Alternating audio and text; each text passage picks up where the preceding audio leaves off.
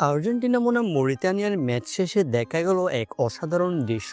দর্শক, আর্জেন্টিনা বনাম মরিতানিয়ার ম্যাচ শেষে ড্রেসিং রুমে মেসির জার্সি কে নিবে, এনজো ফার্নান্দেজের জার্সি কে নিবে, এ নিয়ে ঝগড়া করছে মরিতানিয়ার ফুটবলাররা। এর চেয়ে সুন্দর দৃশ্য আর কি বা হতে পারে? দর্শক, আজ বাংলাদেশের সময় ভোর 5টা 15 মিনিটে আন্তর্জাতিক প্রস্তুতি ম্যাচে আর্জেন্টিনা আর মরিতানিয়া মুখোমুখি হয়েছে।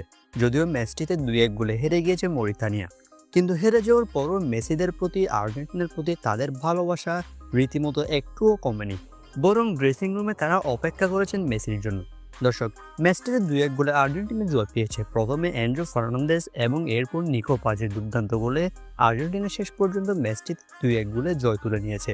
শেষ পর্যন্ত যদিও একটা গোল হজম করেছে আলভেসাস তারা, তবে জয় বঞ্চিত হয়নি তারা। ম্যাচে দুর্দান্ত 2-1 গোলে জয় পেয়েছে লিওনেল মেসিরা। কিন্তু ম্যাচ শেষে দেখা গেল এক বিরল দৃশ্য, যেটা সচরাচর দেখা যায় না।